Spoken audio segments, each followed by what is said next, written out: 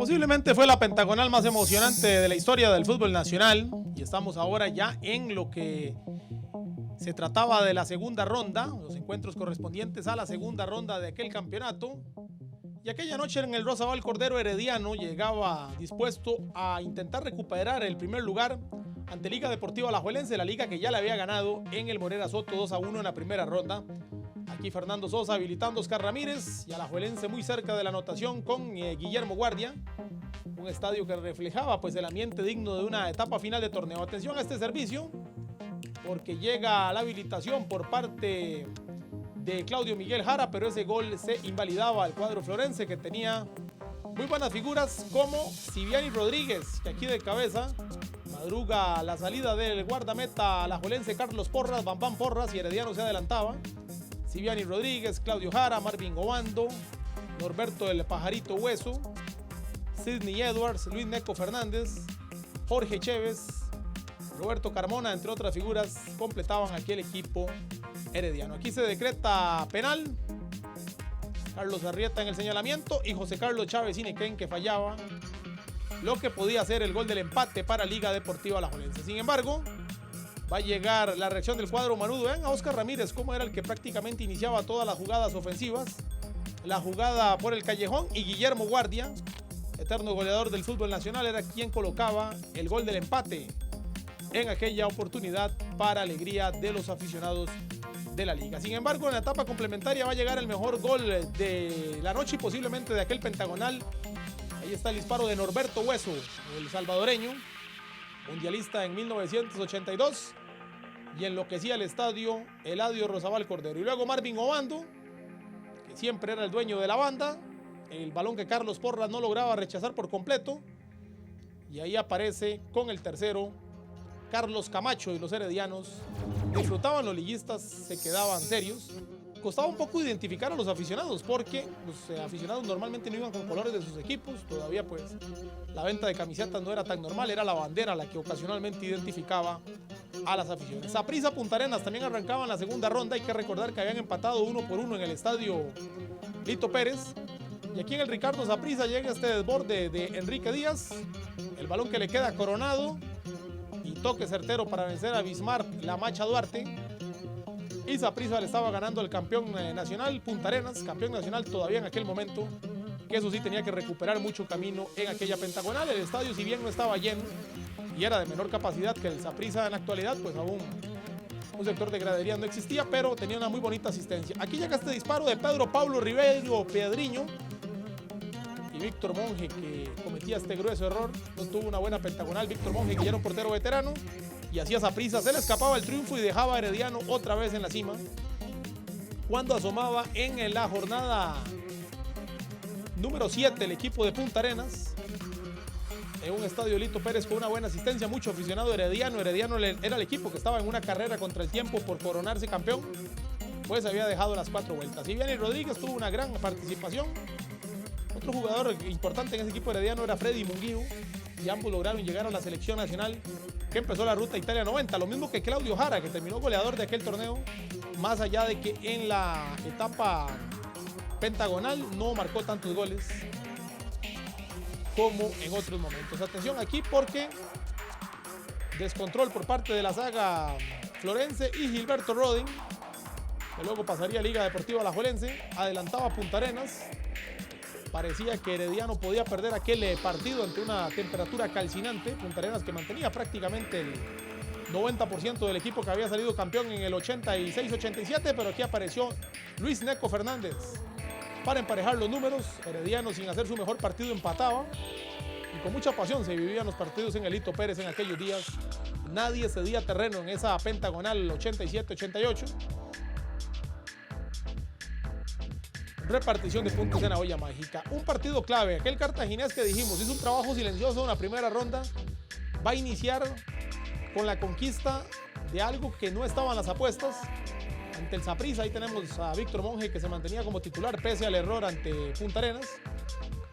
Veíamos a Marco Tulio, el Terror Hidalgo, estorbándole la salida a Enrique Díaz. Con cuánta pasión se jugaba en aquellos días.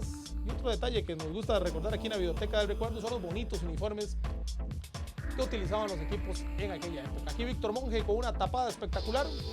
Llega el cobro de Eduardo Delgado. Marco Tulio que trataba de rescatar aquella pelota. Se va a presentar esta indecisión de la saga del Saprissa y vean qué golazo de un hombre que un año después se convertiría en histórico, Pastor Fernández, el hombre del gol de la clasificación a Italia 90. Con toque sutil adelantaba a Cartaginés. Saprissa que trataba de despertar sobre la cabaña de William Barrientos, un arquero que tuvo su paso importante por Cartaginés en aquellos días junto a Roger Mora y Román González. Eran los arqueros del Cartaginés de Juan Luis Hernández, que aquí monta un gran contraataque. Una proyección ofensiva muy buena del Cartaginés. Y llega el toque de Macoy Quirós. Y Saprissa estaba perdiendo en el Fello Mesa, donde habían más aficionados sapricistas. Pero Cartaginés era el que estaba sacando la faena y se estaba metiendo de lleno en la pelea por ser el equipo finalista ante Herediano. Recordar que Herediano buscaba ser campeón de manera directa y los demás llegar a la final. Pero ya apareció Hernán Medford, un hombre que también era ya jugador de selección en aquellos días para descontar. Aún así Cartaginés ganó y llegaba ilusionado al estadio Alejandro Morera Soto a enfrentar a una liga que si no ganaba aquel partido prácticamente ya se despedía de cualquier opción. La liga venía de perder 3 en fila. Hay que recordar que había perdido en el cierre de la primera ronda ante los últimos 3 rivales que enfrentó en aquella oportunidad, ante Punta Arenas y ante Saprissa, y acababa de perder ante Herediano. Así que quedaba obligado con un Luis Alberto Quiroz Linton, que era un jugador relativamente nuevo. Hay detalles obviamente que han cambiado en el fútbol nacional. Las iluminaciones de los estadios tal vez no eran las idóneas, pero aún así se jugaba. Aquí llega, cómo se zambulle de cabeza, un hombre legendario en la liga, Álvaro Solano. La liga se adelantaba ante Cartaginés aquella noche de miércoles en el estadio Alejandro Morera Soto con ese cabezazo de Álvaro Solano Artavia. Llega Luis Quirós con el disparo y el balón que impactaba la cabaña brumosa y el rebote que lo toma Guillermo Guardia, un goleador de raza. Y Alajuelense le estaba ganando 2-0 a Cartaginés en un juego vital para las aspiraciones de todos los equipos, porque todos los partidos tenían una estrecha relación entre sí.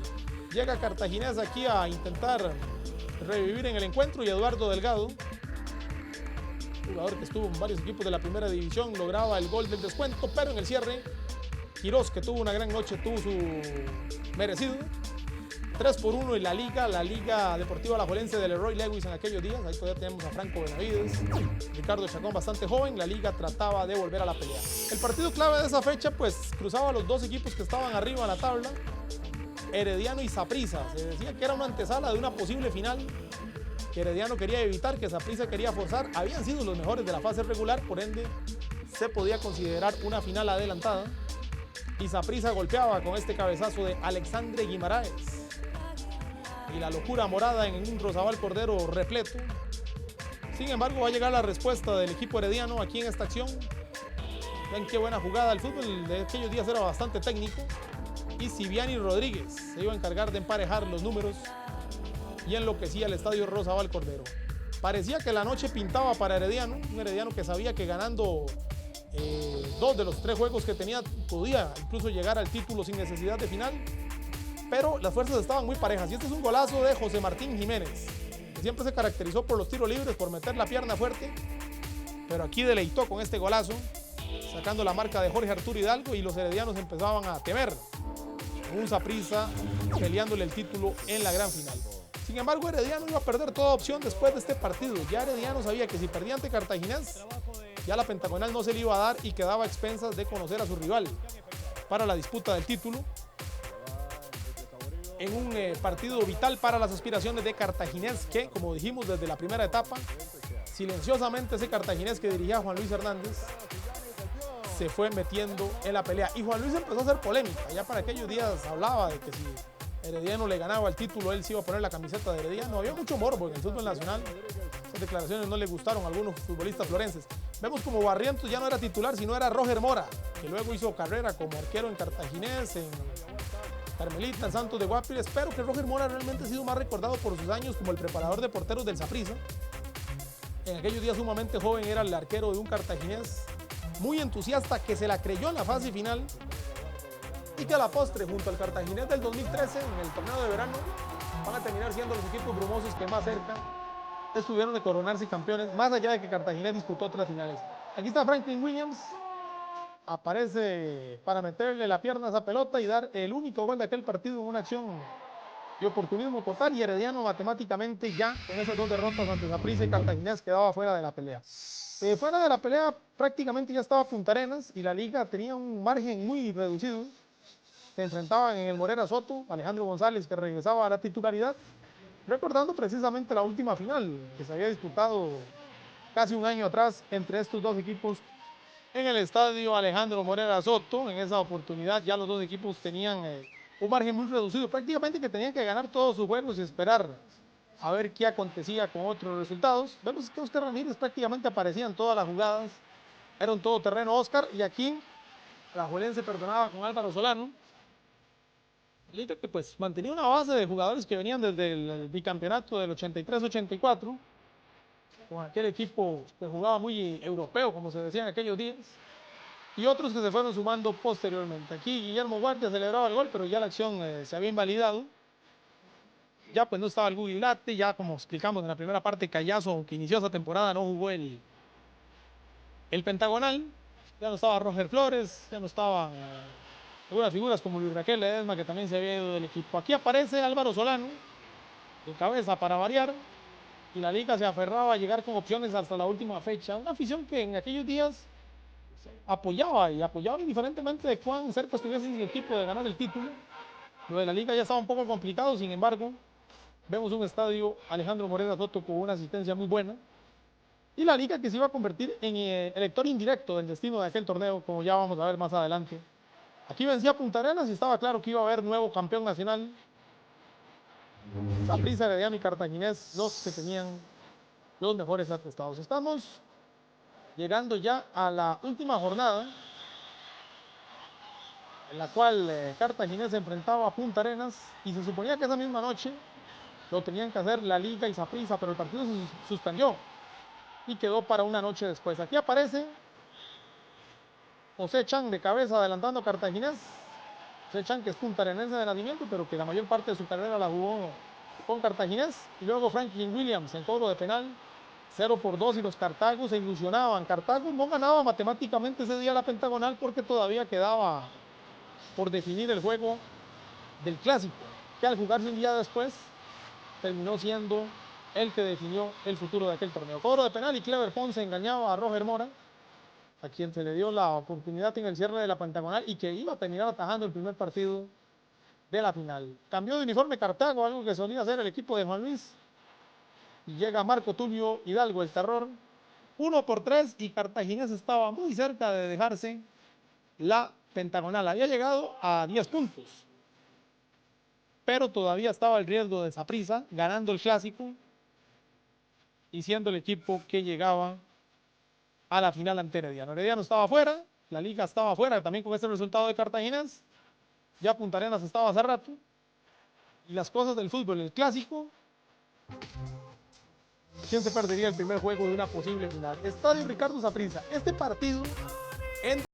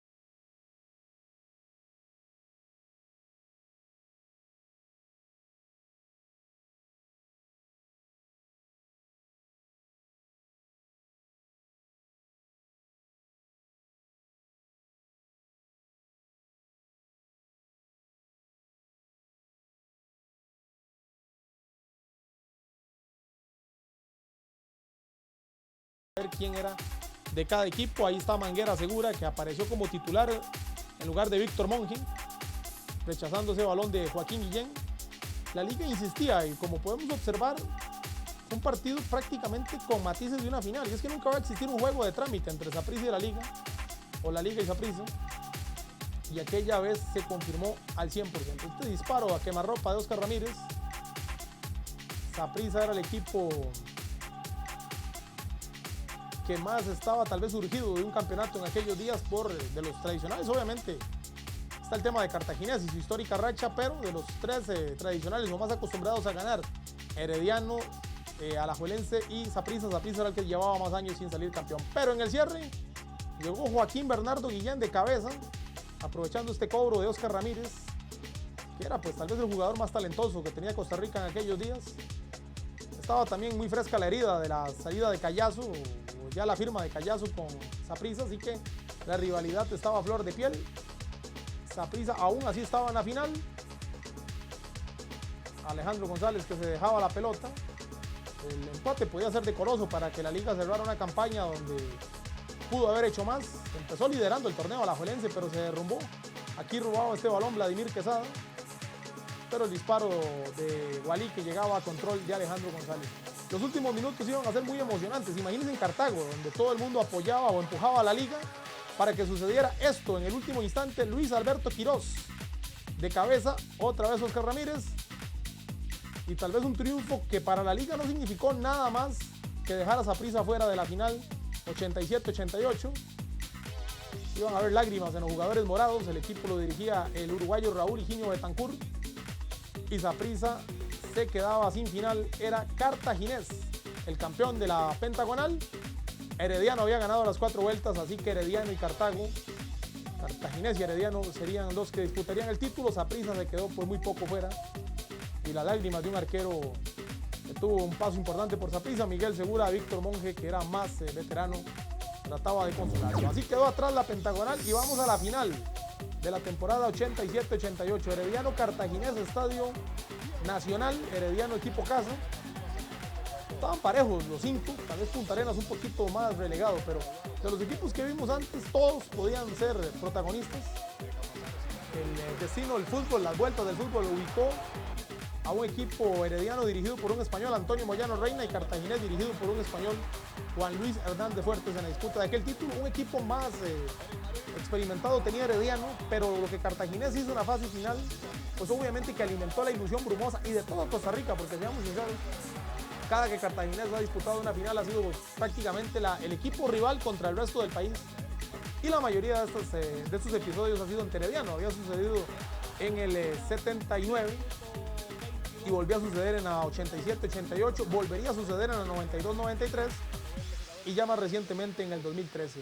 Aquí llega esta jugada de Ziviani y la cabeza de Carlos Camacho. Ahí el señalamiento del primer gol en el Estadio Nacional, que fue la casa herediana. Herediano, que las finales normalmente no las jugaba en el Rosabal Cordero. Cartaginés sí iba a jugar su partido en el Fello Mesa. Cobro de Eduardo Delgado y aparece Eric Marín de cabeza, futbolista también que tuvo su aporte en ese torneo. Y atención al llenazo en el Nacional, como los cartagos vivían, era el 1 por 1. El partido estaba para cualquiera de los dos. Evidentemente que Herediano sí tenía pues algún favoritismo porque había sido más regular en todo el torneo. Había hecho un campeonato mejor, pero anímicamente se pensaba que Cartaginés podía dar la trastada. Marvin Obando y Roger Mora, que se golpeaba ahí con el vertical, eran los avisos de un Herediano que podía ganar aquel partido, que sabía que tenía que hacer suyo aquel primer pulso. Y Claudio Jara aquí habilitando a Ziviani, que por muy poco se perdía el gol. Pero vamos a tener, eso sí, un Herediano superior en cuanto a volumen ofensivo y que lo va a reflejar en la etapa complementaria. Jara, insistimos, goleador del torneo, pero en la pentagonal y en la final perdió el rumbo del gol, más allá de que iba a marcar con Costa Rica ante Panamá en el arranque de la eliminatoria. Este gol que se invalidaba, pero el asedio florense era casi total. Aquí Roger Mora tampoco contaba ese gol. Vemos como Herediano era el equipo que llevaba el peso de las acciones. Había más afición de Cartaginés, daba la impresión, se veían ya por el tema de las banderas, ahí sí un poquito más de identificación, más colorido blanquiazul que rojo y amarillo.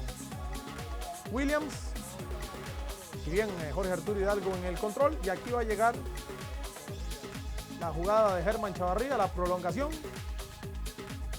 y la aparición de un hombre clave en partidos decisivos, Luis Neco Fernández, que solo ese año jugó con Herediano, un hombre de pasado rojinegro y también de pasado morado, y que luego jugaría con Cartaginés, y Neco precisamente daba de nuevo ventaja al equipo herediano. 2-1, así terminó el partido de ida, y se venía el encuentro de vuelta. Jorge Arturo Hidalgo, Freddy Munguillo, Marvin Obando, Mario Horta, el uruguayo que hasta ese momento había tenido un torneo un tanto irregular, Norberto Hueso, el salvadoreño, Luis Neco Fernández. Ahí también observamos a Roberto Carmona, observamos a Siliani Rodríguez, a Carlos Camacho, a Germán Chavarría, por el Club Sport Herediano, que llegaba dispuesto a coronarse en un estadio Fello Mesa abarrotado. Y que se terminó jugando aquel 19 de mayo del 88. Estaba claro que Cartaginés ocupaba un gol rápido para emparejar la serie global. Ahí tenemos a Juan Luis Hernández y Antonio Moyano, dos entrenadores que bueno, son españoles, pero que en el caso de don Antonio, quien le dio el gol, Juan Luis, también forjaron una carrera en nuestro país, que prácticamente son costarricenses, y ambos en algún momento dirigieron a la selección nacional. Ahí está la jugada del torneo. El gol invalidado a José Chan. Víctor Rodríguez observó falta. Las protestas de Marchena, también llegaba por ahí un poco exaltados los jugadores del Cartaginés, como Eduardo Delgado.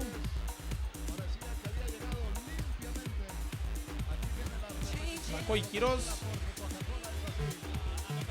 La transmisión de Teletica señalaba que la falta no se observaba por ningún lado sobre Jorge Arturo Hidalgo, pero el árbitro decidió invalidar ese gol, una imagen que sigue pues siendo recordada cada vez que llega una disputa importante entre Herediano y Cartaginés. Pero prácticamente en la siguiente acción, Macoy Quirós, y enloquecía el Fello Mesa, porque si bien estaba el golpe del gol anulado, los cartagos sentían que bueno, que muy rápido el gol se les estaba dando, que estaban tomando el control del partido, que es cierto, ya en ese momento podían estar arriba en la serie, pero estaban emparejando rápidamente, porque el partido arrancó así.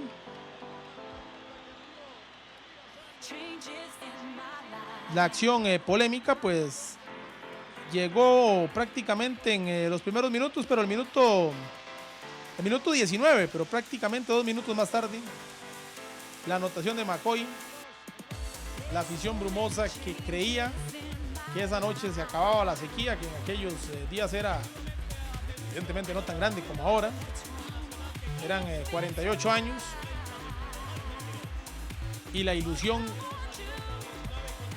retumbaba en todo Cartago, y se puede decir que en todo Costa Rica, donde Cartaginés tenía la mayoría de adeptos para esa final. Ahí vemos esta aficionada que no controlaba las lágrimas. Era la noche de Cartaginés, era el día del ansiado título, pero bueno, Herediano también trabajó por ese título. Antonio Moyano nunca había sido campeón como técnico en el fútbol nacional, era lo que le faltaba. Él quería darles alegría al equipo herediano, y en etapa complementaria, la acción que ahora sí iba a decidir el torneo, el gol anulado, se puede decir que fue la acción más recordada, pero esta es la acción del torneo. Centro de Claudio Miguel Jara y Mario Horta, el uruguayo, un hombre que apareció en momentos claves para Herediano. Luego jugó con Saprissa, pero sin tanto protagonismo, y silencio en el Fello Mesa. Eran los heredianos los que ahora hacían vibrar el estadio.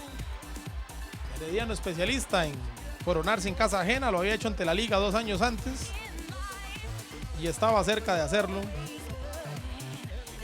en el estadio Fello Mesa, donde los brumosos se ilusionaron tal vez como nunca en la obtención de un título esquivo hasta la fecha para el Cartaginés. La fiesta se iba a trasladar, el global de 3-2 le iba a permitir a Herediano convertirse en el primer equipo de la historia en el balompié nacional en ganar 20 títulos. Ahí Antonio Moyano, que pedía tiempo, y el silbatazo del siempre recordado Víctor Rodríguez por aquel gol anulado a Chan, que finalmente hubiese llevado la largue No habían criterios de desempate, pero Herediano hizo un gol más y con merecimiento porque fue el mejor equipo del torneo. Herediano era el campeón 87-88, Cartaginés quedó en un digno subcampeonato. Ahí la celebración a la cual se sumaban los hombres de la suplencia también, como Ronald Marín, como José Alexis Rojas, Rodolfo Jarrett y el llanto de Román González. Con Gertrudo Hidalgo que lo consolaba, lo mismo que su compañero en Cartaginés, William Barrientos. Fiesta en Heredia, momento muy grato para el Club Sport Herediano. Con mariachi, con calles abarrotadas, los heredianos recibían a sus campeones de la temporada 87-88. Un equipo que fue el mejor en la fase de clasificación y que luego lo iba a reafirmar con la obtención de la final en ese cerrado pulso con el Club Sport Cartaginés. La liga que terminó pues indirectamente ayudando a Cartaginés a meterse en esa final. Saprissa que se quedó corto y Punta Arenas que era el campeón vigente pero que no logró revalidar la corona. Fue lo que dejó aquel campeonato emocionante. Y vean las calles de Heredia cómo recibían a sus héroes, a don Antonio Moyano y su equipo, campeón nacional 87-88. En el Estadio Rosabal Cordero terminó aquella gran fiesta. Imágenes del recuerdo, imágenes para atesorar que compartimos con todos ustedes en la biblioteca hasta altas horas de la madrugada. Aparecieron los campeones del fútbol de Costa Rica de aquel año, el Club Sport Heredia.